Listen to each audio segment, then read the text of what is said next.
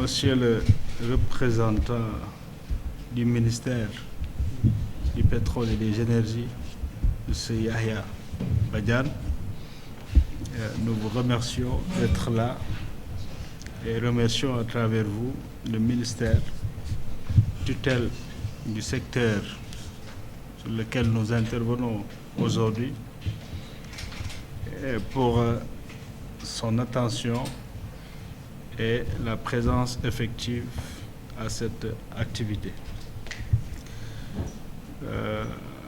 Avec vous, je voudrais aussi saluer particulièrement Monsieur Philippe Bakouma Faye, qui est le coordonnateur du ZES, monsieur que je connais, que j'ai fréquenté sur d'autres programmes de l'État, et également qui est très disponible pour réagir à toutes nos sollicitations. J'en fais autant aussi pour le ministère de l'Environnement, particulièrement la DEC qui représente ce ministère et qui est également très ouverte à toutes nos sollicitations sur toutes les questions qui concernent donc l'environnement. Je salue ma sœur Fatma Silla, qui est la patronne du programme environnement au niveau de la fondation Ernest Boll, qui est aussi notre partenaire, qui nous permet de réaliser ce que nous sommes en train de faire dans le domaine depuis bientôt quelques années. Nous n'en sommes pas à notre première expérience et nous comptons aller plus loin parce que nos premières expériences ont été assez incisives, pour ne pas dire concluantes en termes de contribution sur le débat public national et quelque part même sur l'influence des décisions importantes que notre État a eu à prendre pour mieux s'occuper des intérêts des populations. Je peux citer entre autres le travail que nous avons fait sur l'évaluation de l'autoroute à péage Dakar-Diamniadio, qui a été considérée par le ministère comme une contribution significative versée dans les négociations que l'État du Sénégal avait initiées et commencées avec l'opérateur avec qui nous travaillons. Je pense que tout le monde a observé les résultats à ce niveau, même si des défis majeurs demeurent encore. Merci donc d'être là avec nous et surtout du soutien que vous nous apportez, nous autres, l'ex-Africa, qui est tout simplement une association citoyenne. Donc tout ce que nous faisons, c'est une contribution citoyenne. Nous essayons de jouer notre part en tant que citoyens dans une approche qui privilégie d'abord la production du savoir et que toute autre action devrait émaner d'une connaissance effective du domaine dans lequel nous intervenons. C'est cela que nous souhaitons développer comme approche et mieux imprimer notre présence dans tous les secteurs qui le nécessitent et sur lesquels nous avons des compétences à faire prévaloir. C'est ce que nous sommes en train de faire dans le secteur de la gouvernance des ressources naturelles de façon générale, mais particulièrement depuis quelques années sur la gouvernance des ressources en hydrocarbures, du gaz et du pétrole.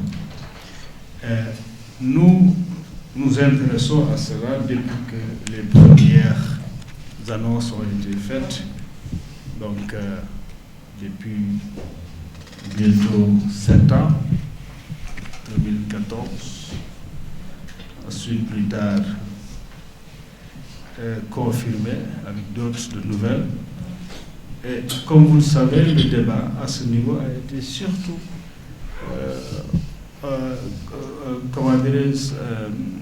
occupé par d'autres formes de considération, ce qui est normal. Parce que quand on parle de découverte de pétrole et de gaz dans un pays, naturellement, au sud de ce qui se passe partout dans le monde, que nous connaissons bien parce que nous travaillons dans le secteur dans d'autres organisations depuis longtemps, les préoccupations sont d'abord des préoccupations de transparence. Ensuite, c'est des préoccupations pécuniaires. Donc le débat a surtout tourné sur les questions de transparence, des contrats, etc. Et ensuite sur la rente. Et je pense que ce débat n'était pas inutile parce que ce qui nous a permis aujourd'hui de faire des avancées importantes, de clarifier pas mal de choses et surtout de participer et d'impulser des réformes sur le plan juridique et institutionnel pour au moins essayer de rassurer que l'intérêt des populations seront pris en compte par ceux qui les représentent, à savoir notre État à travers les ministères et les institutions créées à l'occasion pour s'occuper de la gouvernance des ressources en hydrocarbures dans ce pays. Je pense que le Sénégal a quand même fait des avancées importantes, mais ce qui est aussi préoccupant pour nous, c'est comment faire de sorte que cette gouvernance soit davantage responsable et aussi surtout durable pour le Sénégal. C'est ce qui nous a amené à initier des actions très récemment avec la Fondation et d'autres partenaires de la société civile au Sénégal pour essayer de partager une position collective sur la façon dont cette gouvernance est en train de s'opérer et sur ses perspectives. Il est évident que nous mettons en priorité l'activité économique durable. Parce que, comme vous le savez tous, je n'ai pas besoin d'insister sur ça parce qu'il n'y a que pratiquement des experts du secteur qui sont là. Ces ressources étant des ressources qui vont finir, il faut penser à l'avenir de notre pays après l'exploitation de ces puits qui sont découverts. Et par expérience, nous savons aussi que souvent les découvertes qui sont annoncées, en réalité, ne se produisent pas comme les attentes premières ont été. Et donc, le débat ambiant qui suscite énormément de convoitises de part et d'autre, même influençant l'action politique, peut être dangereux si on ne mesure pas véritablement les enjeux à ce niveau avec une bonne connaissance du secteur et de tous les risques qu'il y a autour, qu'on peut se retrouver sans que ces attentes qui deviennent de plus en plus populaires puissent se réaliser. Et donc, sachant également que nous n'avons pas les moyens, vraiment pas encore, espérons de l'avoir, de faire face qu'à certains risques liés aux externalités négatives de ce secteur se produiront chez nous, de faire face. Donc, il nous faut réfléchir aujourd'hui pour anticiper sur ces risques-là et surtout pour ne pas compromettre les activités économiques essentielles, mais qui sont durables, qui existeront tant que la terre existera, pour que les gens puissent l'occuper et pour pouvoir subvenir à leurs propres besoins. C'est ça l'intérêt de s'intéresser, c'est ça l'intérêt donc de s'attaquer aux questions qui sont liées à l'environnement, mais également aux questions qui sont liées aux aspects socio-économiques. Donc, telle est notre préoccupation dans le cadre de cette activité. Et comme nous savons que le débat sur ces questions est moins intéressant pour les acteurs qui en parlent le plus au niveau de l'espace public, et nous-mêmes nous sommes étonnés de voir que pourquoi les questions environnementales ne sont pas vraiment donc investi par même certaines structures, institutions, organisations qui depuis des dizaines d'années ne travaillent que sur ces questions.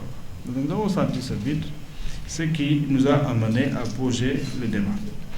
Alors donc aujourd'hui que nous sommes devant les faits, c'est-à-dire que moi j'aurais souhaité qu'on attende, je dis notre position carrément, c'est que nous aurions souhaité qu'on attende encore de nous donner les moyens pour commencer l'exploitation du pétrole et du gaz. Tout au moins, même si c'est possible de ne pas le faire, parce que nous avons d'autres énergies alternatives que nous pouvons mettre en place. Mais devant le fait, c'est-à-dire que les décisions finales d'investissement étant signées pour au moins deux projets, il nous faut quand même accompagner et continuer à prévenir et à essayer de voir comment limiter un peu les impacts négatifs qui peuvent provenir de cette option d'exploiter le pétrole et le gaz. Donc, à ce niveau-là, nous essayons au moins d'être du côté de ce que nous considérons comme étant les acteurs les plus vulnérables, la partie la plus vulnérable, c'est-à-dire les populations, les communautés, surtout celles qui sont directement impliquées dans les risques qui sont identifiés.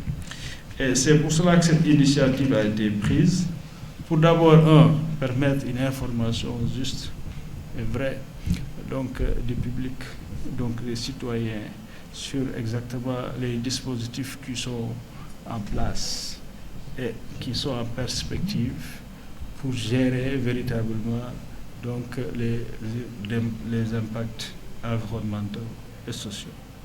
Et à partir de là, ce que nous faisons aujourd'hui, c'est-à-dire la revue par les pairs, parce qu'ayant commis un consultant pour faire une relecture du rapport d'études d'impact environnemental et social, essayer de voir avec les pairs, c'est-à-dire ceux-là qui sont aux affaires, qui sont au quotidien sur la question, de faire le point et de confronter nos idées pour avoir une compréhension beaucoup plus directe, beaucoup plus juste de la situation pour nous autres. C'est à partir de là maintenant que nous avons envisagé d'aller vers les communautés pour partager avec elles l'information, mais également pour les accompagner à pouvoir elles-mêmes rediscuter leurs propres préoccupations, leurs peurs aussi, et pouvoir à partir de là développer une approche qui est une approche autonome pour gérer leurs préoccupations avec un plan d'action qui devait être un plan d'action de ces communautés. Donc voilà un peu la finalité de ce travail que nous sommes en train de faire. Nous pensons qu'il est important et qu'il est aussi contributif, parce que nous savons que c'est aussi la mission de l'État de faire ça. Et que notre action ne peut que renforcer ou bien poser un espace en même temps dont la finalité est dédiée aux communautés, mais également permettre à l'État également de pouvoir faire son travail qui est aussi orienté vers la prise en charge des intérêts de ces communautés. Voilà donc l'esprit et les raisons pour lesquelles nous nous sommes réunis aujourd'hui, et je voudrais encore une fois remercier tous ceux qui sont venus, qui ont répondu présents à notre invitation, de brillants experts ici qui vont s'exprimer tout à l'heure, mais également toutes ces structures administratives, représentants de l'État, nos représentants officiels, venir discuter avec nous et surtout partager, parce que tout à l'heure, comme vous le voyez dans le programme, au-delà des présentations du consultant, nous aurons aussi une présentation de la politique de gestion des impacts environnementaux et sociaux par le ZES, mais également des contributions que les structures qui interviennent directement pourront faire, et ce qui nous permettrait de sortir avec une meilleure compréhension donc de ces aspects liés à la gestion des impacts environnementaux et sociaux. Voilà, je vous remercie de votre attention.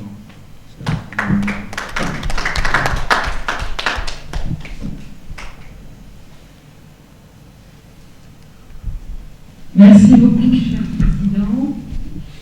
Alors, nous allons passer donc, la parole à Madame Fatma Silla de la Fondation Aide du Bol. Donc, je vous laisse le soin de vous présenter au préalable. Merci. Merci, Madame Malado. Bonjour à toutes et à tous. Et bienvenue dans le cadre de cet atelier de restitution de la revue de l'étude d'impact environnemental et social. Moi, je m'appelle Fatma Silla Touré, coordonnatrice de programme à la Fondation Heinrich Böll Sénégal. La Fondation Heinrich Böll Sénégal, pour certains qui ne le connaissent pas, la Fondation Heinrich Böll Sénégal est une fondation politique allemande qui est affiliée au Parti des Verts et qui est présente au Sénégal depuis 2018. Donc nous travaillons avec les acteurs de la société civile, mais également avec les acteurs étatiques dans la construction ou la promotion du développement durable qui allie l'aspect justice environnementale, mais également justice sociale. Et dans ce travail que nous faisons au niveau de la Fondation, on essaie de créer des cadres d'échange et d'apprentissage. Et nous développons ensemble également avec nos réseaux de partenaires des visions réalistes pour le développement durable, équitable au Sénégal. Et c'est dans ce sens que nous avons accompagné l'EX depuis quand même 2018, depuis que la Fondation est installée au Sénégal dans divers projets. Et nous l'accompagnons depuis quand même l'année dernière sur cette thématique de l'énergie au Sénégal, notamment l'exploitation du pétrole et du gaz, avec cette contribution des acteurs de la société civile l'année dernière. Et pour cette année quand même, le projet, la Fondation accompagne l'Ex-Africa dans le cadre du projet GTA, qui est au niveau de Saint-Louis, avec une gouvernance transparente mais également responsable du pétrole et du gaz au Sénégal, avec un focus sur le suivi des communautés également par rapport aux impacts sociaux et environnementaux. Donc c'est l'objet de cet accompagnement de la Fondation à l'Ex-Africa. Et nous savons tous que notre pays, quand même, le Sénégal, s'engage quand même dans l'exploitation du pétrole et du gaz. Et il y a deux projets qui sont très avancés, le projet de Sangomar et le projet de GTA. Et face à cette exploitation quand même du pétrole et du gaz, avec le contexte international qui est très propice, parce que la crise en Ukraine quand même ouvre de nouvelles perspectives pour le Sénégal, qui quand même se positionne comme un pays potentiellement exportateur de gaz. Toutefois, il faudrait que les externalités que ce soit les externalités positives, que les externalités également négatives puissent être prises en compte dans le cadre de l'exploitation du gaz au Sénégal. Et on sait que également le monde fait face à l'urgence climatique, qui est une réalité que nous vivons tous, avec les chaleurs que nous vivons dans nos zones, mais également tout ce qui est lié au phénomène environnemental qui sont maintenant récurrentes au niveau mondial. Donc le fait climatique également est une urgence que nous ne devons pas occulter dans nos activités, dans nos politiques au niveau national également. Et je pense que c'est un dilemme qui se pose entre exploiter nos ressources et protéger l'environnement. Mais je pense que le dilemme est résolu au Sénégal parce qu'on est de plein pied dans l'exploitation quand même du gaz au nord. Donc que faudrait-il faire? Que faudrait-il faire pour endiguer tout ce qui est les impacts qui peuvent découler de cette exploitation? Et je pense que l'étude d'impact environnemental est une partie de la solution, mais également le plan de gestion environnementale qui découle de ces études d'impact également constitue un outil que nous pouvons utiliser pour pouvoir faire cette surveillance, mais également le monitoring de tout ce qui est les impacts environnementaux et sociaux du projet GTA à Saint-Louis. Et je pense que c'est l'objet quand même de cet atelier et que l'EX a compris qu'il faudrait que les communautés puissent être davantage impliquées dans cette surveillance parce que c'est eux qui sont le plus impactés par cette exploitation, avec les risques liés aux pertes économiques, notamment le secteur de la pêche, mais également des bouleversements susceptibles d'arriver avec les communautés de Saint-Louis. Donc c'est important quand même qu'on puisse se poser et revoir également en termes de contribution comment les communautés peuvent davantage être des parties prenantes dans la surveillance de ce plan de gestion environnementale et sociale. Je vais m'en arrêter là, vous remercier et vous souhaiter à tous et à toutes un bon atelier avec des échanges très fructueux. Merci de votre attention.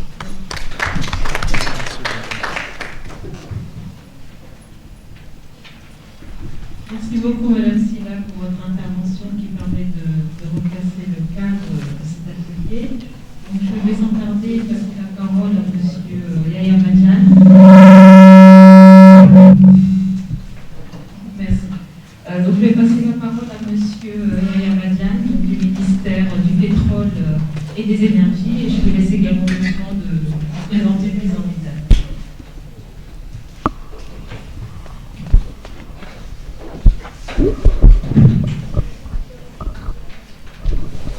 Merci, Madame Anne.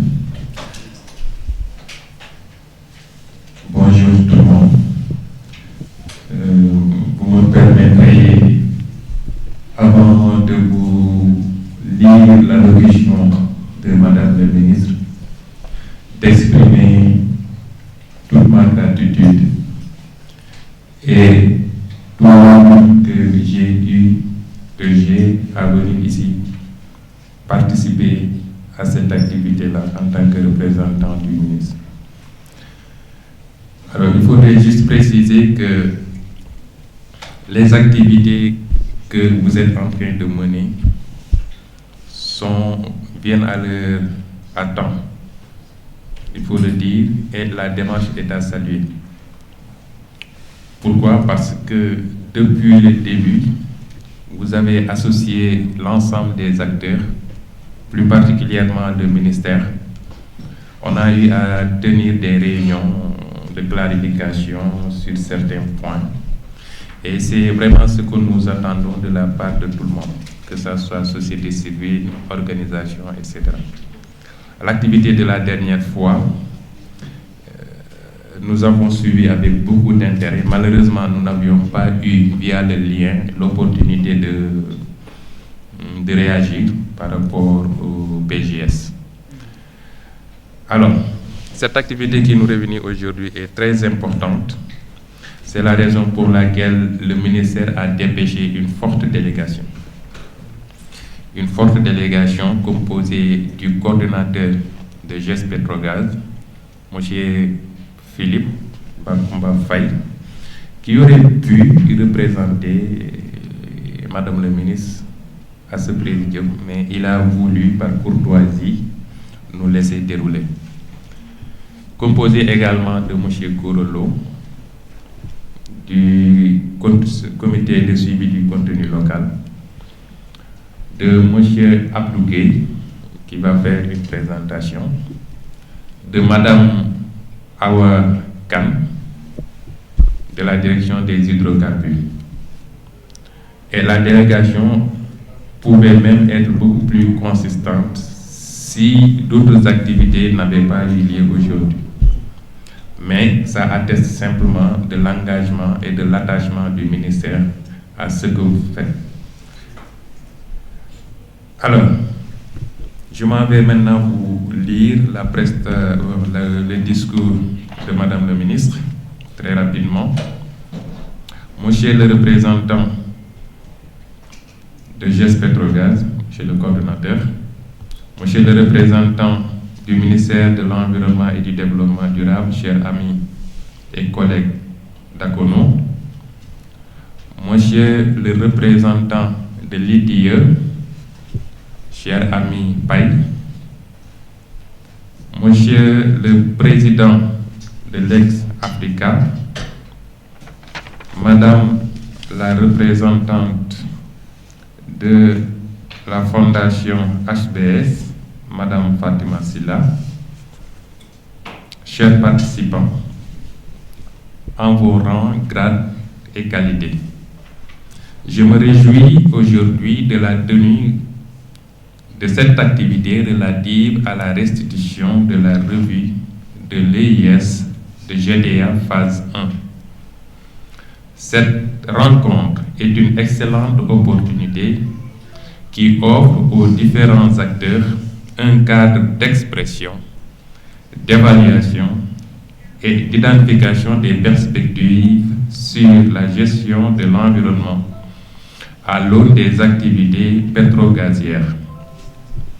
J'ai l'habitude de souligner, notre pays s'est depuis quelques années inscrit dans une nouvelle posture impliquant diverses stratégies d'adaptation sur le plan politique, économique, social et environnemental suite à la découverte d'importants gisements de gaz et de pétrole au large de nos côtes.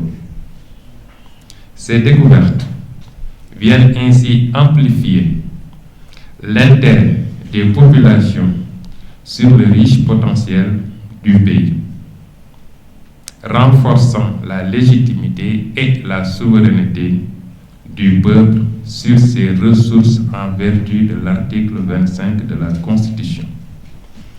C'est en ce sens que j'ai initié avec mon département une série d'activités de communication et d'échange avec les différents acteurs relevant du secteur public, privé et communautaire. Lors de ces activités tenues sous forme de CRD et de forums, j'ai pu me rendre compte à quel point il était crucial d'associer à la réflexion toutes les parties prenantes dans l'optique d'améliorer le contenu de nos politiques de gestion des ressources pétrolières et gazières. C'est la raison pour laquelle j'ai instruit mes services de prêter une oreille attentive à toute initiative allant dans le sens d'améliorer ce que nous sommes en train de réaliser en termes de gestion environnementale en particulier. Mesdames, Messieurs, distingués invités, c'est dans cette optique que je remercie l'Ex-Africa et ses partenaires pour le travail important abattu. L'activité d'aujourd'hui en est une parfaite illustration. Je me réjouis encore une fois de l'intérêt, de la passion et de la curiosité positive portée à la gestion des hydrocarbures. D'ailleurs, cela devrait inciter chacun de nous à repousser les limites de ses efforts et de ses connaissances pour comprendre davantage comment évolue le secteur, tant dans la planification que dans la production. Au regard de la dimension des participants, je ne saurais douter de la qualité des conclusions de cette activité. Soyez assurés que j'apprécierai à leur juste valeur les résultats de cette restitution. Soyez certains d'avoir un proche partenaire à l'écoute de vos interpellations avec un engagement sincère dans l'atteinte des objectifs que nous nous sommes assignés. Mesdames, Messieurs, chers participants, je ne saurais clore mon propos sans féliciter l'ensemble des participants. Je salue également la présence de la presse qui demeure un maillon important dans la maîtrise des enjeux et défis du secteur à travers l'accès à l'information. Je vous remercie de votre aimable attention. Voilà le discours de Madame la Ministre. Je vous remercie.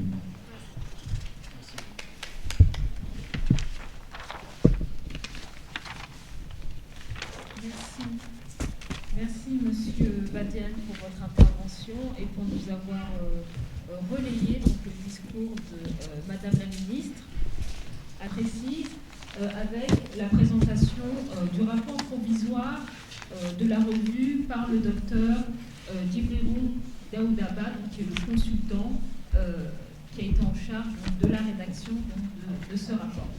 Donc, dans le cadre de la deuxième partie, nous reviendrons plus amplement sur le plan de gestion environnementale et sociale, en mettant l'accent surtout sur, si vous voulez, les aspects sociaux, économiques et surtout ce qui se rapporte aux communautés. Alors, pour revenir sur les résultats de ce programme de l'ex-Africa, je rappelle simplement qu'il s'agit de montrer les conditions et les enjeux d'une gouvernance démocratique, économiquement et écologiquement responsable du pétrole et du gaz dans le contexte national sénégalais et global. Ensuite, nous reviendrons sur les risques environnementaux, sociaux et économiques d'une exploitation des hydrocarbures qui seront présentés et discutés au terme de l'étude. Il s'agira également de montrer les enjeux et les défis de l'étude d'impact environnemental et social et qui devront aboutir à un plan d'action au niveau local pour le suivi des engagements contractuels. Et enfin, faire des recommandations et des propositions qui seront discutées, comme c'est le cas présentement avec les parties prenantes institutionnelles, puis avec les parties prenantes communautaires au niveau de Saint-Louis, et donc ce qui permettra en tout cas d'aboutir, de contribuer à une planification rigoureuse et responsable de l'exploitation du pétrole et du gaz, en tenant compte des impacts sociaux, économiques et environnementaux. Alors, sur ce, nous revenons sur le sens des études d'impact environnemental et social. Et justement, c'est le lieu de préciser que pour ce rapport synthétique, le document de base sur lequel nous nous sommes appuyés, c'est le rapport consolidé de juin 2019 de l'étude d'impact environnemental et social du projet GTA, qui renvoie aux gisements de gaz naturel en offshore découverts en 2015-2016 au large du Sénégal et de la Mauritanie, estimés selon ce rapport-là à 15 millions de pieds cubes de gaz avec des réserves donc estimées à 1 milliard de barils. Ce projet sera exécuté par la joint venture constituée par BP, British Petroleum, avec ses entités sénégalaises et mauritaniennes, et Cosmos Energy, Sénégal et Mauritanie, avec l'implication des sociétés du pétrole du Sénégal, Petrocel, et donc mauritanien des hydrocarbures, la société mauritanienne des hydrocarbures et du patrimoine minier, SMHP. La phase de production de ce projet-là était initialement prévue à compter de 2021, mais normalement, ça va démarrer à partir de 2023 pour une vingtaine d'années. Alors, donc, l'étude d'impact environnemental et social consiste en général à évaluer, documenter les possibilités, les capacités, les fonctions des ressources des systèmes naturels et des systèmes humains et sociaux. La finalité de l'étude d'impact environnemental et social, qui doit se faire pour tout programme, projet, voire politique de développement sérieux, à la base, c'est de prévoir et gérer les impacts négatifs, il m'a parlé des externalités négatives, et les conséquences des propositions d'aménagement en particulier. Donc, il s'agit de faire l'examen systématique des facteurs environnementaux au niveau de l'élaboration des projets et de la prise de décision. Pour l'étude d'impact environnemental et sociétal de GTA qui nous réunit ici, elle a été préparée par Golden Associés, CSA, donc qui sont deux sociétés de conseil d'expertise environnement, en collaboration avec une société mauritanienne éco-développement et une autre entité, une société sénégalaise, Tropical Environment Consultant. Tropical.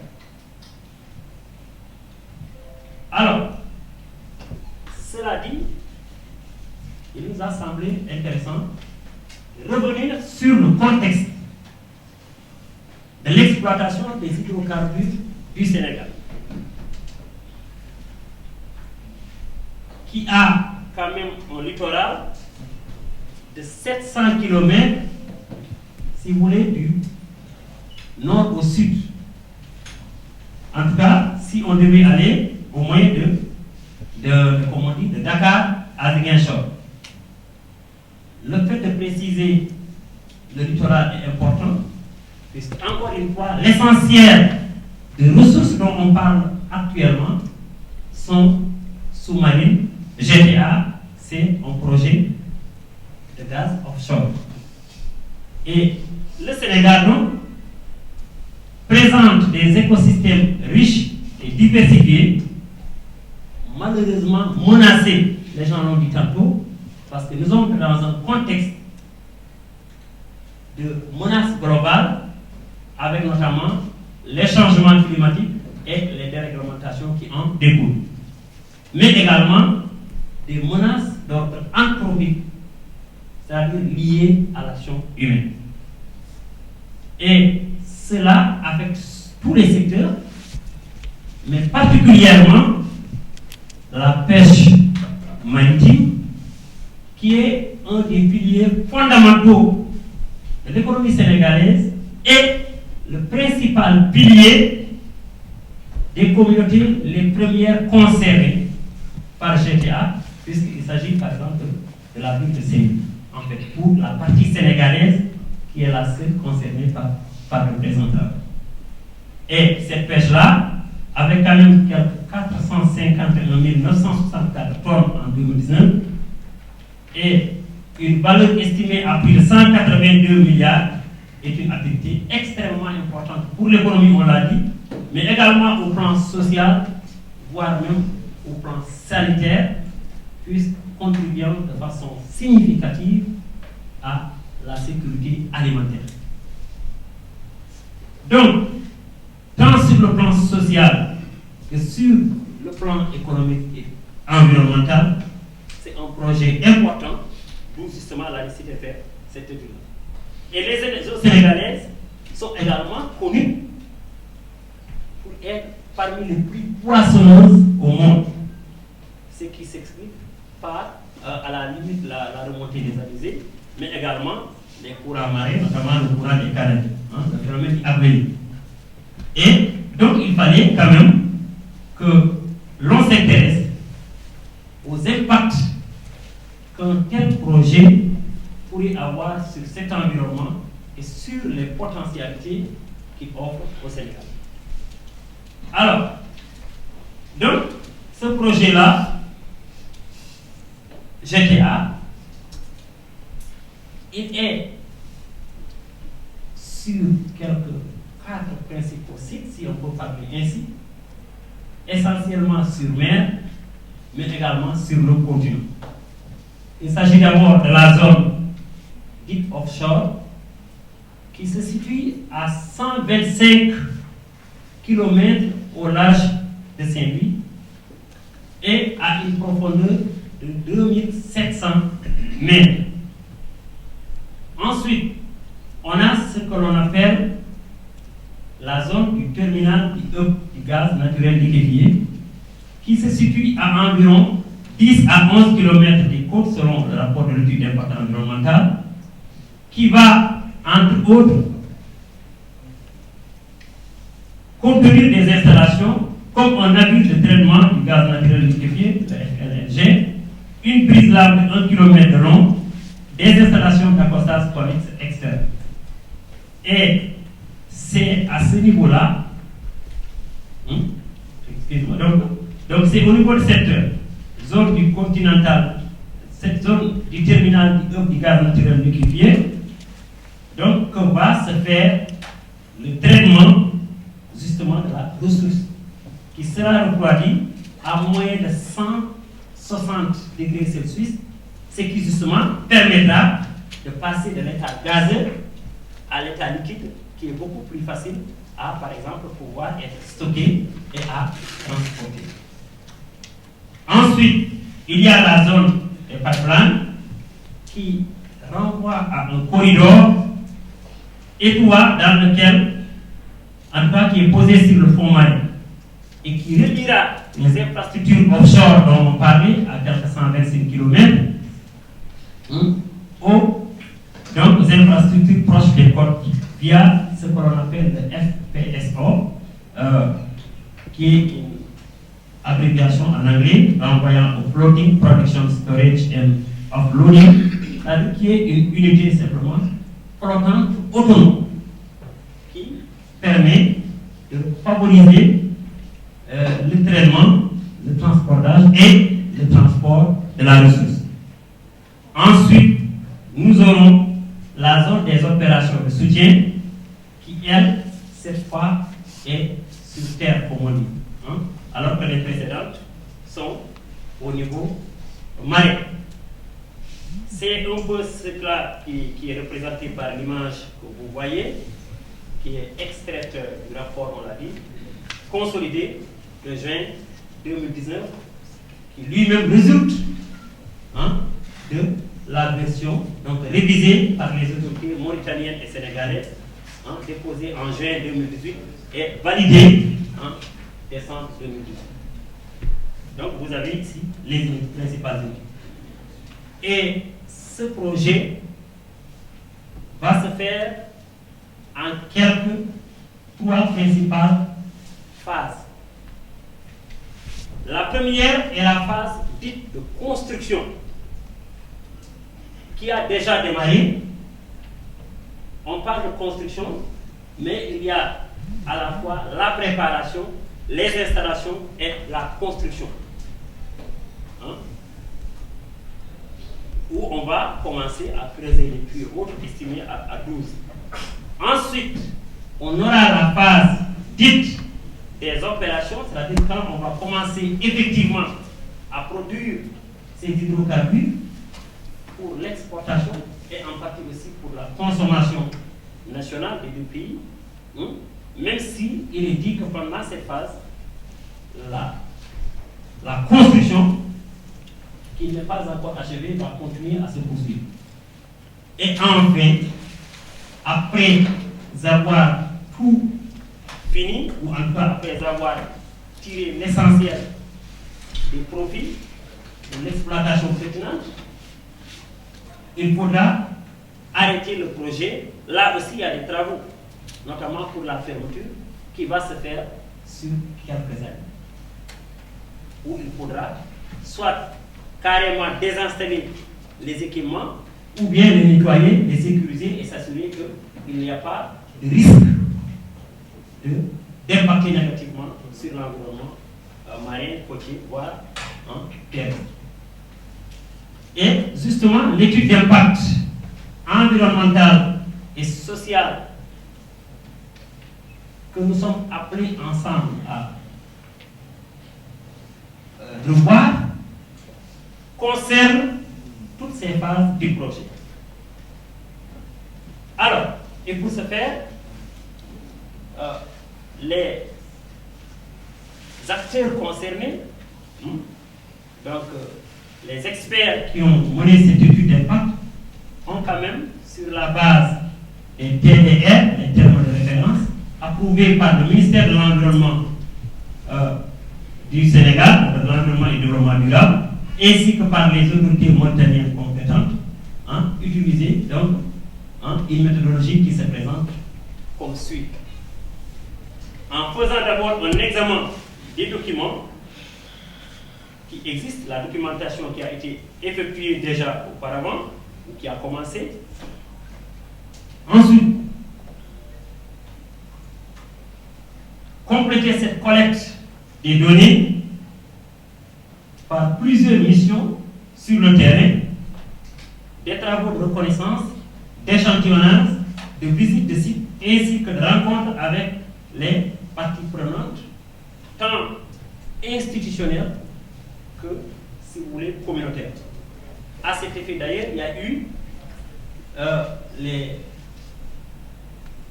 assises, les consultations publiques qui sont un aspect extrêmement important dans toute politique de développement, notamment dans le cadre des études d'impact environnemental. J'aime souvent rappeler que l'étude d'impact environnemental et social est un outil, certes, de décision qui permet de s'informer et de maîtriser tous les contours, les tenants et les aboutissants d'un projet pour s'assurer de sa pertinence, mais c'est également un outil d'information.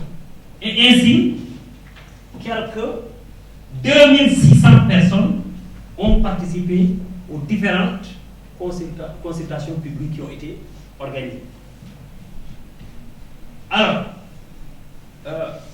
en plus de cela,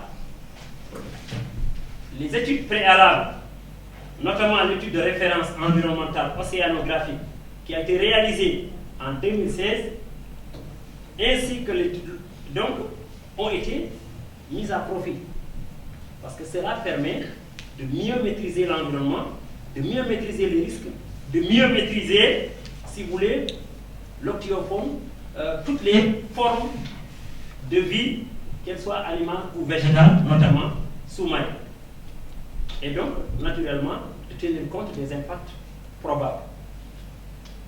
Et des travaux de modélisation ont également été faits et des évaluations quantitatives réalisées sur plusieurs composantes de l'environnement afin d'évaluer l'étendue, le niveau et ou les conséquences des opérations de routine prévues durant ces principales 3 phases du projet cité plus haut: construction, production et fermeture, mais également en tenant compte des impacts qu'auraient des accidents. Tous les scénarios possibles ont été envisagés. Même les accidents les moins probables, mais du moment où c'est possible, cela a été tenu en prise en compte. Et c'est pour dire donc que simplement, cette étude d'impact environnemental et social, excusez-moi, au plan méthodologique, en tout cas par rapport aux normes en vigueur, par rapport aux TDR qui ont été préparés par les autorités et services compétents, il est extrêmement difficile de l'attaquer. Donc on pense que c'est quand même un travail très sérieux qui a été fait. Maintenant, si la méthodologie est globalement conforme au TDR et au standard, tant du point de vue des procédures, du respect de la réglementation, de l'implication de tous les acteurs et des technologies et sciences utilisées, le principal défi sera le suivi. Parce que si tout ou presque a été dit et prévu, il faudrait quand même qu'on s'assure que tout ce qui a été dit est ou sera effectivement fait. Donc c'est là où interviendra le sens de, en tout cas, de ce que nous faisons. Et là, je comprends pourquoi on nous a demandé d'accorder un accent particulier, une attention particulière au plan de gestion environnementale et sociale, justement sur lequel nous reviendrons plus tard dans le cadre de la deuxième partie. Alors, sur la base de cette étude, dont la méthodologie est jugée pertinente et sérieuse, mais dont le défi principal sera le suivi, la mise en œuvre des mesures qui sont préconisées, on s'est rendu compte qu'il y a pas mal d'opportunités, mais qu'il y a également des risques qui ont été révélés tant sur le plan environnemental, sur le plan social et socio-économique que sur le plan sécuritaire. Et différentes mesures de mitigation ont été proposées pour chaque type de risque. Alors, pour les opportunités, ou si vous voulez ce qu'on pourrait appeler les externalités positives, les experts espèrent que ce projet-là favorisera l'apport organique et offrira une source supplémentaire de nourriture pour les communautés benthiques grâce à l'envasement associé aux infrastructures du projet. Quand nous disons les communautés benthiques, nous faisons allusion à toute la faune et à toute la flore qui est sur, voire dans le plancher océanique. Ils ont également révélé qu'une protection contre la pression, pour ne pas dire la suppression, de la pêche pour certaines espèces de poissons et d'invertébrés attirés par les infrastructures du projet sera quand même favorable à la reproduction et à la biodiversité. Et on aura ainsi un nouvel lieu de pêche à la fin du projet, en raison de l'effet du récif artificiel du brise-lames, en supposant bien sûr que celui-ci ne sera pas carrément enlevé. Parce que plus haut, on dirait que lors de la phase, on dit que soit les installations seront carrément enlevées, soit nettoyées et, entre guillemets, sécurisées. Ensuite, il a également été décelé, en termes d'opportunités, quand même des possibilités d'emploi et d'affaires grâce au contenu local. Même si il y a lieu de préciser que ce projet, j'imagine en tout cas de façon directe, ne sera pas un grand pourvoyeur d'emploi. Parce qu'on l'a dit, l'essentiel des opérations se feront en mer. Les navires qui ont en charge ce projet viennent en général avec leur personnel. Mais il est prévu, dans la mesure du possible, de créer des emplois. Mais ce sera en tout cas pas, je ne crois pas qu'on aura en tout cas à régler la question du chômage avec ça. Voilà. Ensuite, il y aura également des opportunités d'affaires additionnelles, des emplois indirects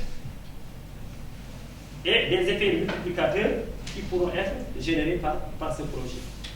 Même si là encore, je dis pour le moment c'est très limité, heureusement qu'on a vu depuis 2019 une loi sur le contenu local qui est votée pour essayer de voir comment accompagner ce secteur. Pour le moment c'est timide, certainement, mais si on se fie à ce qui se fait ailleurs, en prenant l'exemple de la Grande-Bretagne, ce n'est qu'un exemple, on s'est rendu compte qu'au début, mais c'était un secteur à 100% contrôlé par les Américains.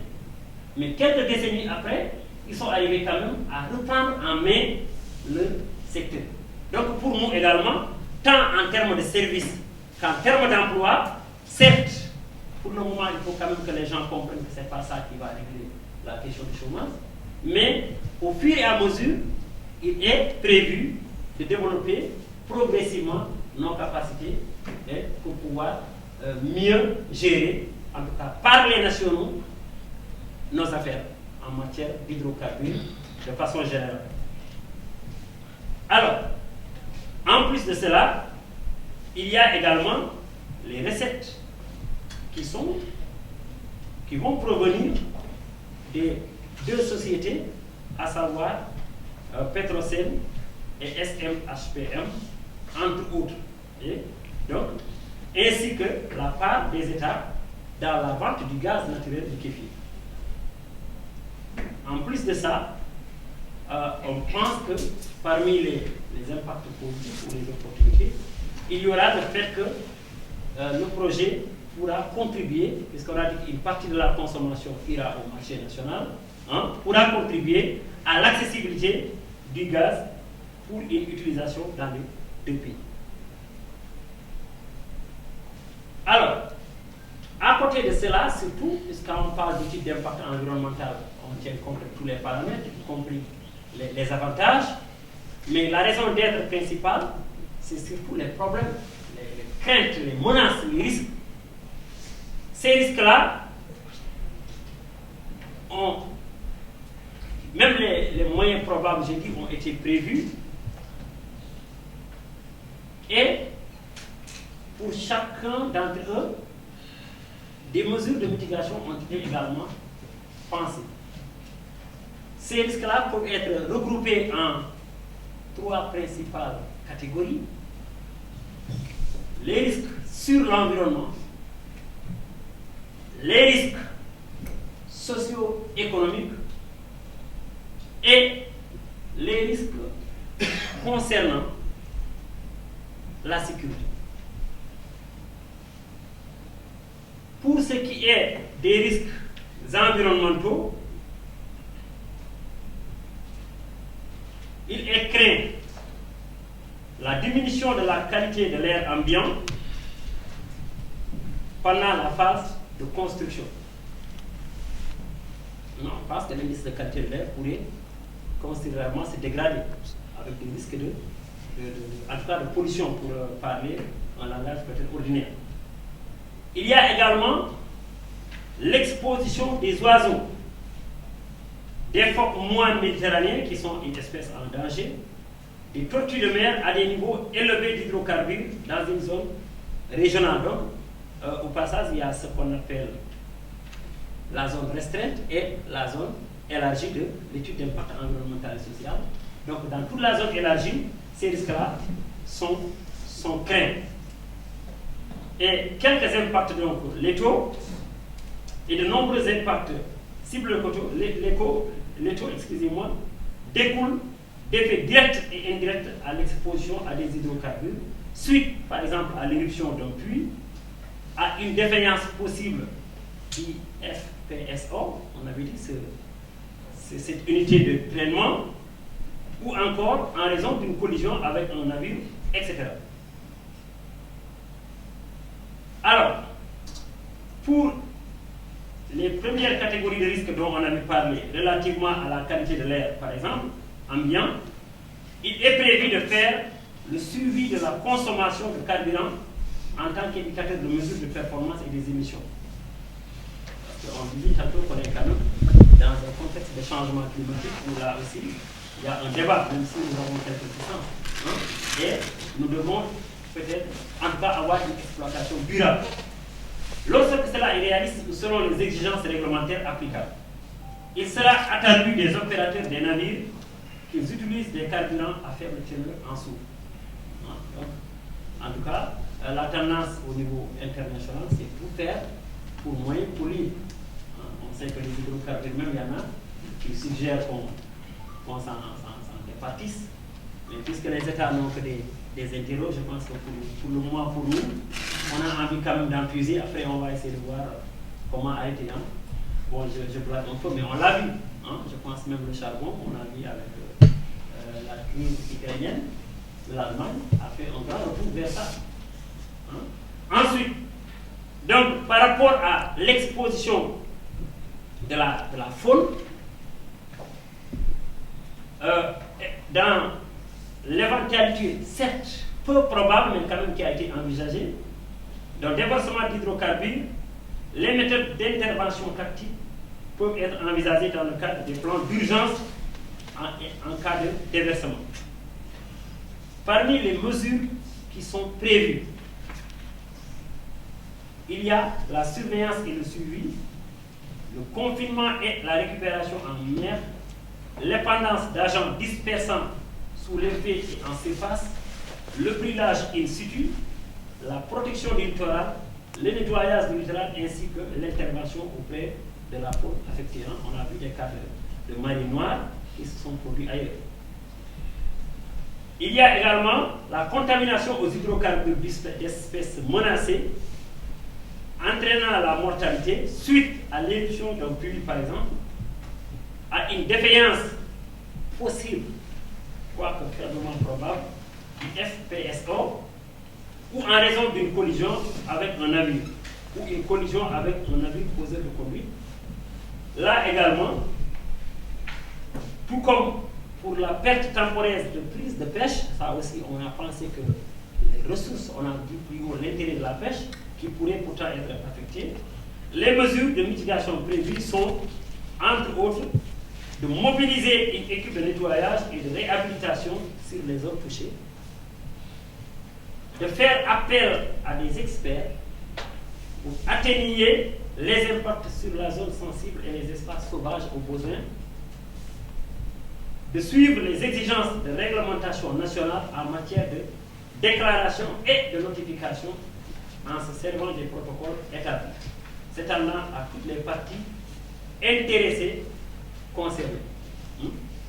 Donc là aussi, pour dire que simplement que les gens ont ce souci de l'environnement, notamment en termes de conservation de la biodiversité, parce que certaines des espèces qui sont quand même dans ces zones-là font partie de la liste rouge de l'UICN, l'Union internationale pour la conservation de la nature.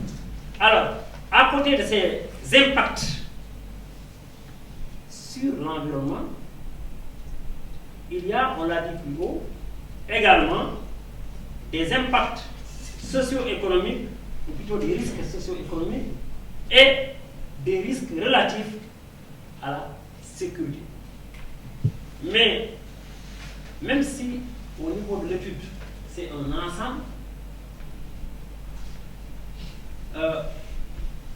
pour des raisons pratiques, dans le cadre de cette présentation, nous avons, puisqu'il y a une deuxième communication qui sera axée sur le PGS et sur le PSS, donc, et qui aura pour cible surtout l'impact au niveau des communautés, nous allons développer davantage ces aspects-là là-bas.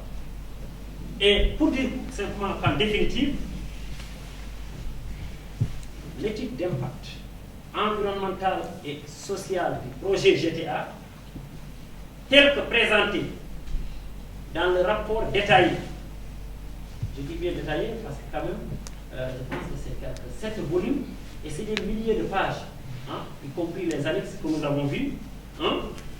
Cela est considéré comme acceptable. Je l'ai dit, il est extrêmement difficile de vouloir mettre à la poubelle le travail qui a été fait. En tout cas, en toute honnêteté, ce n'est pas évident. Mais encore une fois, compte tenu donc de la description du projet, surtout des mesures de mitigation et de contrôle opérationnel ont été faites. Les environnements biophysiques, donc le milieu physique et le milieu, en tout cas biologique, et social, ainsi que leur sensibilité aux impacts potentiels ont été, pour chacune des parties, prises en compte. Mais encore une fois, le grand défi qui nous attend, ce sera celui du suivi, où il faut quand même de gros moyens, il faut de la haute technologie, il faut de la science. Et pour le moment, je ne suis pas sûr que nous avons tout cela sous notre compte. Tantôt, on parlait de la zone offshore, par exemple, quand on est à 125 km et on est à près de 3 km de profondeur, s'assurer de ce qui se passe là-bas, est-ce qu'il n'y a pas, par exemple, un rejet d'effluent, ça demande beaucoup d'expertise, beaucoup de moyens technologiques. Et je pense que le suivi reste le principal enjeu et le principal défi.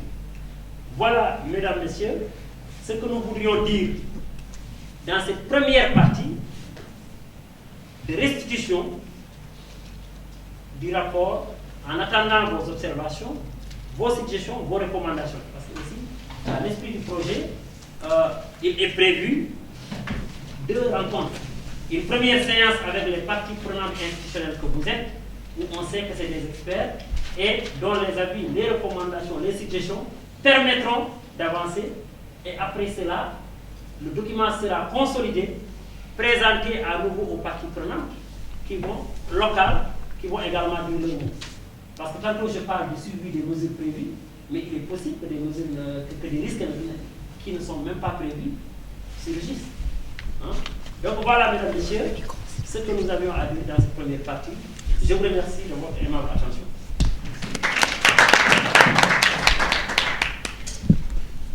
Madame la modératrice, vous avez la parole. Merci beaucoup, Dr. Ba.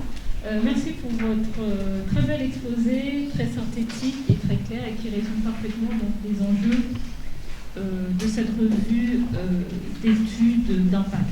Donc, comme vous l'avez dit, donc, avant, dans une seconde partie, de voir donc, les différents aspects des PGS et des PSS, nous allons donc écouter M.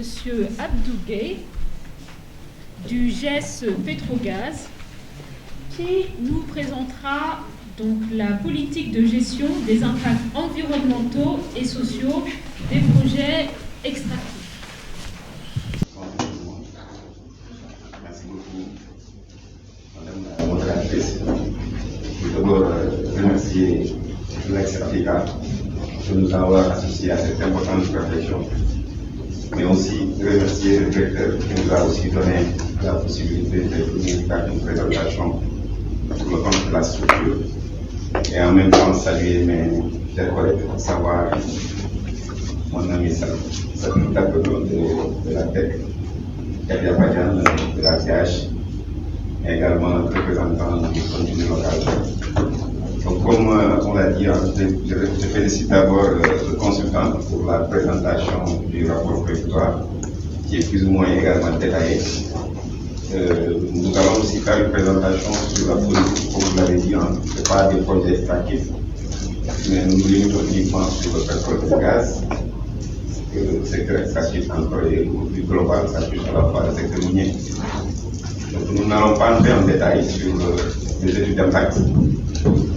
Les études d'impact aussi, comme on dit, c'est des projets spécifiques. Nous n'allons pas aussi traiter les questions liées au plan de suivi et de surveillance, ni au plan des échanges monétaires et sociaux. Je pense que c'est toujours bien de les préciser. Tout ce que nous allons faire, c'est de montrer la politique de l'État sur le suivi des projets pétroliers, surtout en ce qui concerne un peu l'amont des projets. C'est pour cela qu'on a fait un peu la différence, surtout sur les concepts, mais également la formulation du sujet. Bon, je suis Abdou Gueye, actuellement connaissez déjà. Je suis également le chargé du suivi des impacts environnementaux et sociaux des projets au niveau de GES Petrogaz. Donc, en ce qui concerne le plan de présentation, je vais essayer de formuler ma présentation sur 7 points. D'abord, parler un peu de GES Petrogaz. Je pense que c'est important aussi de le préciser. Faire un peu le rappel aussi des missions. Revenir sur le projet GTA. Il n'y a pas de GTA, nous avons un projet, il y a d'autres projets, mais comme l'a dit, ce qui nous concerne, c'est le GTA. On n'a pas besoin d'aborder les autres projets. Faire aussi la présentation du projet d'assistance technique, qui à mon avis également une clé ou bien une début de solution pour anticiper sur la gestion environnementale et sociale des projets pétroliers au plan national. Revenir un peu sur la présentation des études relatives à l'environnement, mais également à la pêche. Je pense que quand on fait la présentation du projet d'assistance, on pourra expliquer un tout petit peu pourquoi on fait focus également par rapport à ces deux thématiques qui est l'environnement et la pêche. Et comme 6e point, présenter les GTI. Il y a des études que nous allons peut-être porter, mais ça devait être assuré par un suivi et on a mis en place un cadre. Je pense que c'est important aussi de souligner cela. Et comme dernier point, de venir un peu sur les échanges et les discussions. Je pense qu'à l'entendre, je voulais également dire un peu mon ami Yahya qui a félicité non seulement la société civile pour cette ouverture, mais sachez aussi que l'État est plus couvert, parce que c'est ce qui règle aussi le problème. Il y a quelque chose qui nous lie, on a rappelé toujours, c'est la constitution de l'article 25, les ressources appartiennent au peuple. Et les gens de la société civile ont l'habitude de dire ceci: si tu fais une chose, pour nous, sans nous et contre nous. Donc c'est toujours important aussi de vous impliquer sur tout ce que nous faisons pour vous dire que nous partageons la même chose, parce que l'industrie extractive aussi, comme on le dit, c'est une arrêt de multi-acteurs. Il n'y a pas que l'État et les opérateurs, il y a la société civile, il y a le secteur privé, il y a les populations. Et comme c'est des ressources importantes, il faut les gérer ensemble. Du coup, c'est très important donc, de partager ces genres de réflexions avec la société civile pour faire plus de précision, surtout par rapport à leurs préoccupations. Donc, je vais venir directement aller sur l'essentiel et parler donc de GES Petrogaz, donc du point de vue institutionnel. GES, comme on le dit, n'est pas âgé de longue année. Ça a été créé depuis 2016 avec le décret qui crée COS-Petrogaz. Quand on a créé COS-Petrogaz en 2016, au niveau de ce décret, l'article 7, c'est là où on a mis en place une unité d'exécution et de gestion. Parce qu'à chaque fois, pour cette cadre stratégique, il nous faut aussi un cadre technique pour assurer le suivi. Donc, ici, la mission de GES, c'est d'assurer la mise en œuvre et les délibérations de COS. Donc, il y a deux ancrages, ça c'est au niveau du COS-Petrogaz, mais également au niveau du ministère du pétrole et des énergies. Nous avons aussi l'ancrage institutionnel de GES Petrogaz. Je pense que là aussi c'est important de le souligner. Ils ont démarré aussi leur fonction à partir de 2018 avec cette arrêté. Et en 2019 aussi, ils ont porté un projet financé par la Banque mondiale pour accompagner également le gouvernement dans sa politique. Donc ça ne touche pas uniquement le volet environnement ou social, mais c'est l'ensemble, comme on le dit quand on parle de pétrole et de gaz, c'est une chaîne de valeur et ça inclut toutes les compétences. Mais moi, je vais me limiter ici uniquement sur des questions qui nous concernent aujourd'hui, qui est l'environnement et le social. Donc, en rapport avec le ministère de l'Environnement et du Développement durable et le ministère de la Pêche et des Ressources humaines. Quand on parle aussi de gestes, c'est toujours important de faire ce cadrage pour parler un peu de ces missions. Comme je vous l'ai dit tout à l'heure, la politique environnementale est assurée par le ministère de l'Environnement et du Développement durable. Mais il n'y a pas que ce ministère qui assure ces questions environnementales.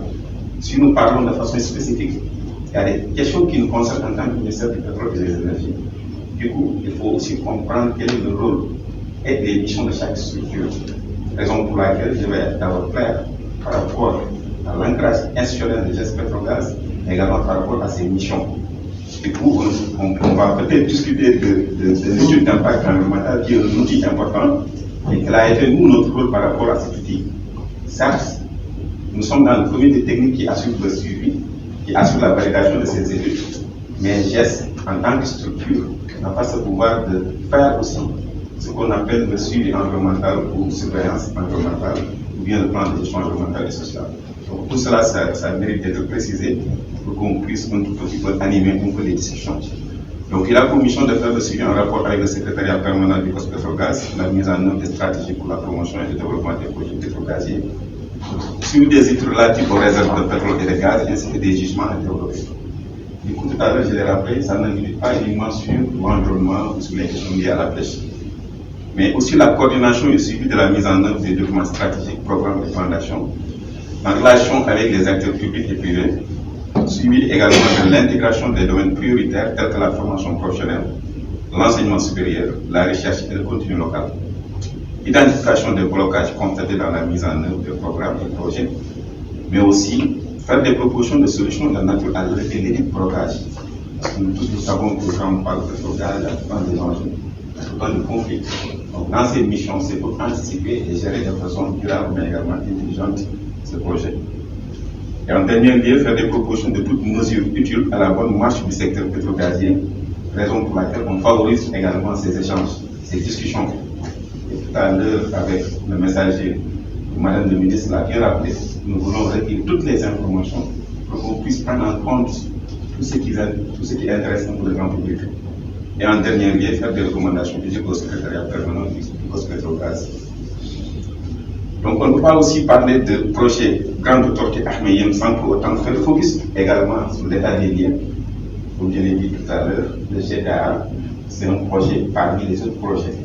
Mais comme nous sommes dans le cadre de discussion, il faut aussi faire un petit rappel sur l'état des liens.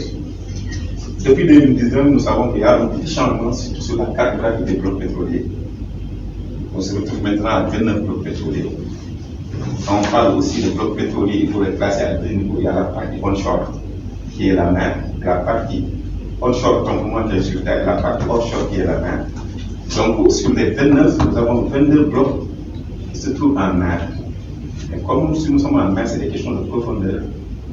Ça va de 0 à, je ne sais pas, plus de 10 000 mètres. Ce qui nous intéresse, nous aussi, c'est toujours bien de préciser, parce que nous savons que le milieu marin n'est pas homogène et nous n'avons pas, sur l'ensemble des zones stratégiques, les mêmes niveaux de richesse écologique. Ça aussi, je pense que c'est important de le préciser. Et que parmi ces découvertes aussi, quand on parle de découvertes importantes qui peuvent considérer le pays comme un pays qui peut rejoindre le secteur ou bien le cercle restreint des pays producteurs de pétrole, c'est à la date de 2014.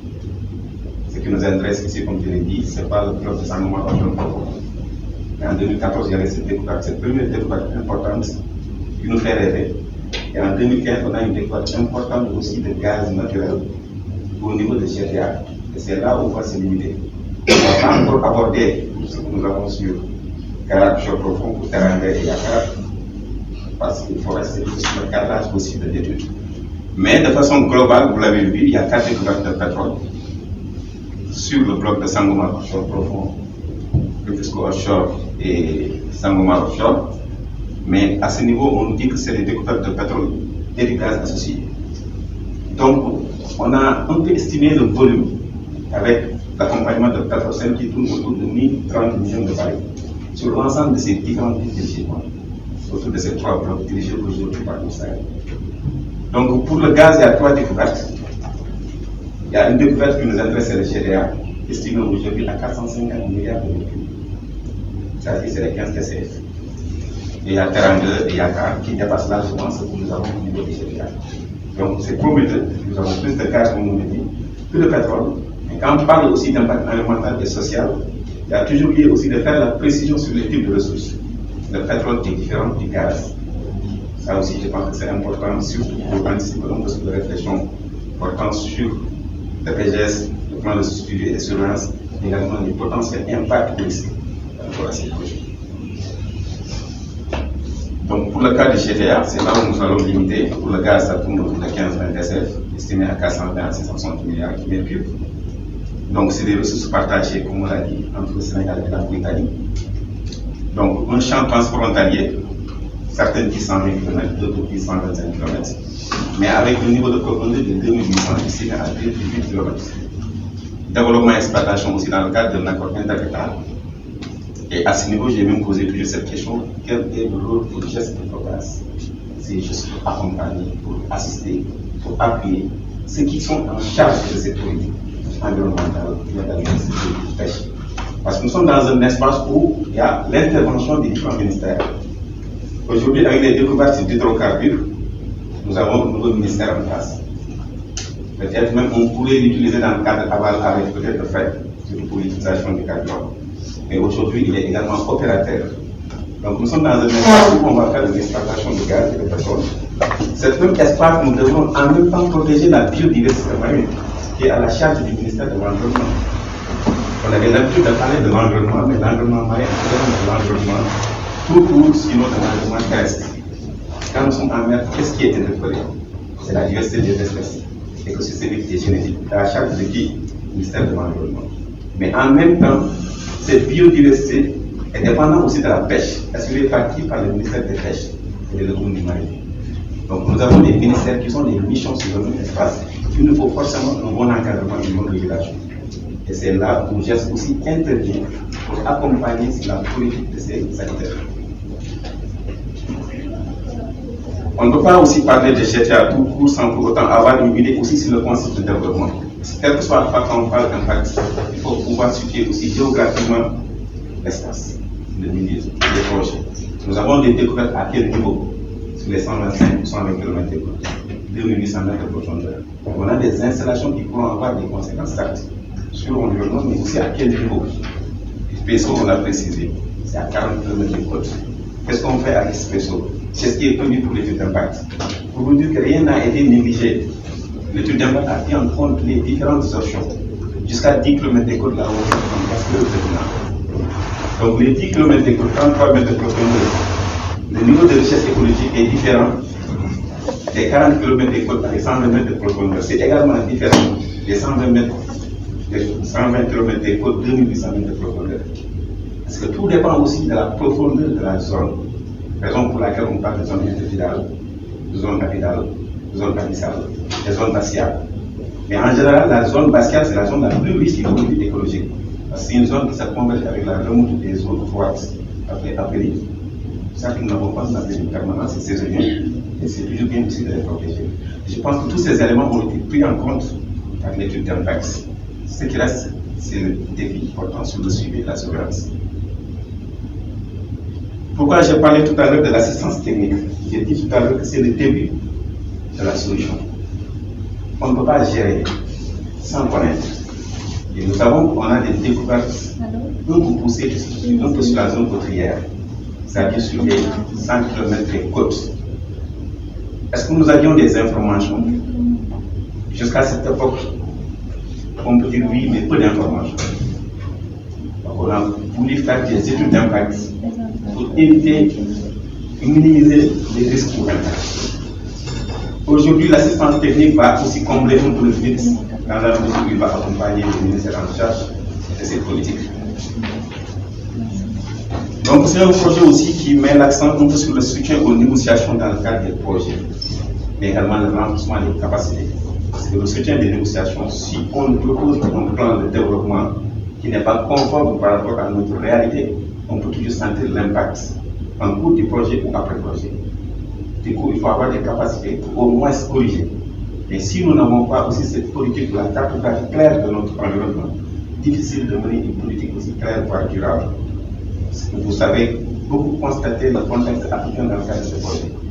Et dans beaucoup de pays, on dit que l'Afrique n'a même pas de modèle environnemental dans le cadre des projets. Peut-être ce que le Sénégal est en train de faire, il a un peu plus d'expérience et plutôt comprendre les enjeux pour anticiper sur les politiques préventives.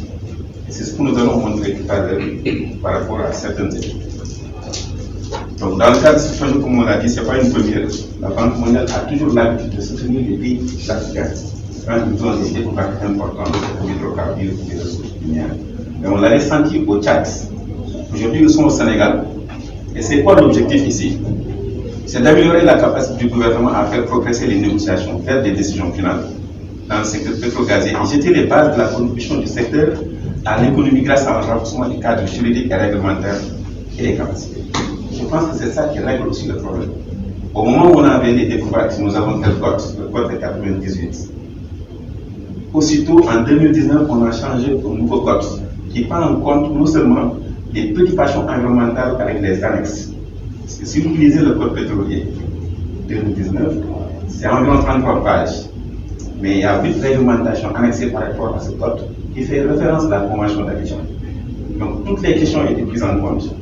Et ça, c'est des avancées, je pense, c'est important aussi de les souligner. Donc par rapport à ces compositions, nous voulons peut-être développer l'assistance technique sur la base de 4 composantes qui prennent en compte sur l'ensemble de la chaîne, qui ne se limite pas, comme je l'ai dit tout à l'heure, sur l'environnement ou les questions liées à la ressource indigène, mais sur d'autres projets. La composante 1 vise quoi? Le soutien aux négociations sur les projets d'hydrocarbures. Donc une bonne partie sur les opérations pétrolières. Composante B qui vise non seulement le renforcement du cadre stratégique et politique. Et nous allons aussi développer par rapport aux différentes thématiques ou par rapport aux différentes études. Il y a aussi la composante C qui mise sur le diagnostic institutionnel et le renforcement des capacités. Il y a également la composante D qui met l'accent sur la mobilisation des parties prenantes, mais aussi la communication. Je pense que tout à l'heure, Yakia l'a rappelé, mais on ne peut pas aussi avoir cette orientation sans vouloir mettre en place une équipe de projet qui assure le suivi. Parce que pour chaque étude nouveau de chaîne de référence, il va falloir valider les AMI et autres. Donc, il y aura le suivi par rapport à chaque étude, par rapport à chaque rapport. Donc, je vais faire très rapidement focus sur les études portant sur l'environnement et la pêche. D'abord, l'étude portant sur l'environnement. Comme je vous l'ai dit, nous ne sommes pas là pour occuper la place des autres. J'essaie là uniquement pour faciliter, pour accompagner. Et je l'ai rappelé tout à l'heure, la politique environnementale du pays est assurée par le ministère de l'Environnement. Mais au moment où nous avions des découvertes, le ministère de l'Environnement a senti aussi un gap. Tout à l'heure, le consultant l'a rappelé, pour l'étude d'impact, qui est un projet spécifique, qui fait plus de 4000 pages. Non seulement c'est des termes techniques, est-ce qu'ils ont la capacité de pouvoir lire et comprendre ces rapports, jusqu'à corriger ou orienter devant l'opérateur. Elle l'a compris en disant qu'il nous faut aussi un accompagnement scientifique mais également techniques, surtout par rapport à la validation de ces rapports. Là, le GES a accompagné le ministère pour mettre en place un consultant ou bien un cabinet international de renom portant sur ces questions, qui a l'habitude de travailler avec les autres pays. On les a recrutés pour 2 ans pour mieux apprécier le fondement de ces rapports, mais renforcer la capacité aussi des agents de l'État par rapport au suivi de ces projets. Ça entre dans le cadre de la composante A, là où on a parlé un peu de négociation des projets d'hydrocarbures. Parce que c'est des rapports, c'est des questions techniques. Il faut aussi pouvoir répondre techniquement par rapport à ces préoccupations. Donc ça ne concerne pas uniquement, je l'ai dit tout à l'heure, le ministère de l'Environnement, mais c'est le ministère de l'Environnement qui chapeaute.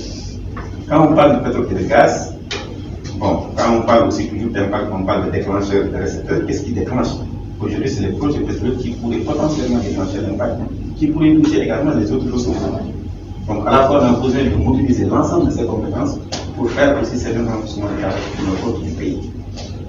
Il y a aussi l'évaluation environnementale stratégique, qui est un outil fondamental. Parce que souvent on le dit, dans le secteur pétro-gazier minier, les 2 principaux outils, c'est l'étude d'impact environnemental et social qui est à la charge de l'opérateur, mais l'évaluation environnementale stratégique qui est à la charge de l'État. Donc l'État a anticipé. Avec les découvertes de 2014-2015, le fonds est disponible pour mettre en place une évaluation environnementale stratégique. Je pense que si on fait un peu de benchmarking, vous allez trouver rares pays qui vont anticiper sur ce cas. Donc ils ont gagné beaucoup de temps pour mettre en place ces outils. Et je pense que même devant mon ami Salou, lorsqu'on a invité la commission néerlandaise, ils nous ont fait même un petit rappel par rapport à la mer du Nord. Au moment où ils ont développé l'exploitation vers les années 1960, le premier évaluation environnementale stratégique, ça date de 1999.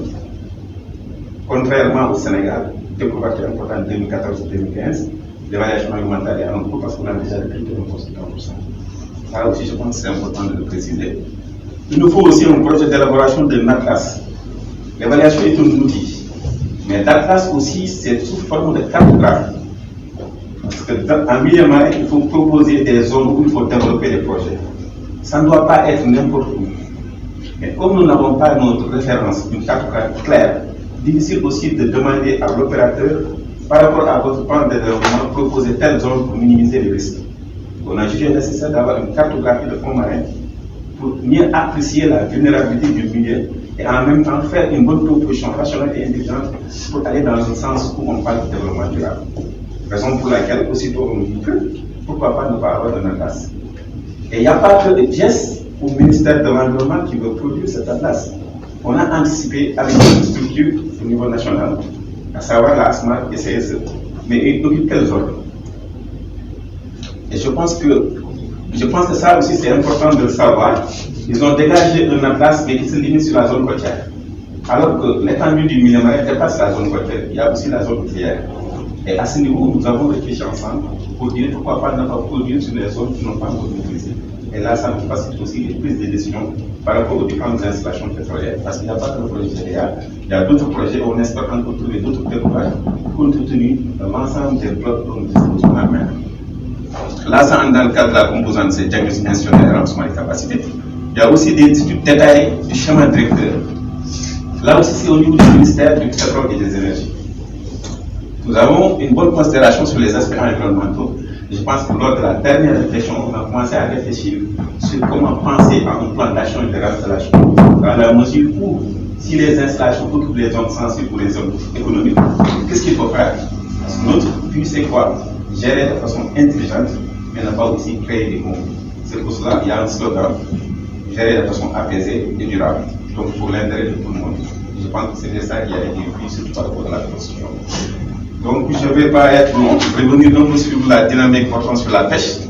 On a aussi accompagné le ministère de la Pêche et de l'économie maritime pour le recrutement d'un consultant individuel portant sur l'élaboration d'un cadre réglementaire de la sécurité de la pêche. Parce qu'il y a un but juridique quand même, il faut le noter. Mais avec cette assistance, on a voulu combler pas mal de choses que nous n'avions pas prévues au départ. Donc ça aussi, nous devions savoir de la composante A. Recrutement aussi d'un cabinet pour l'étude de faisabilité pour la réalisation d'infrastructures d'accostage et de soutien des activités de surveillance. C'est des éléments aussi importants. Ça nous permet aussi de mieux définir notre politique. Recrutement d'un cabinet pour l'évaluation et la mise en place d'un système d'information pour la gestion la sécurité, mais également la sûreté préventive de la pollution des eaux. Là aussi, comme nous sommes en mer, la pollution marine mérite d'être contrôlée, surtout pour penser un peu à l'après-pétrole ou l'après-gaz. Compte tenu en termes de dérivés, il y a beaucoup de toxicité sur le pétrole ou le gaz, mais l'État anticipe sur ces politiques. Et dernièrement aussi, parler un peu d'organiser des réunions de comité de travail, des ateliers de circulation. Au même titre que l'évaluation environnementale stratégique, là aussi, ça va rejoindre un peu la composante T qui met plus l'accent sur la mobilisation des parties prenantes et de la communication.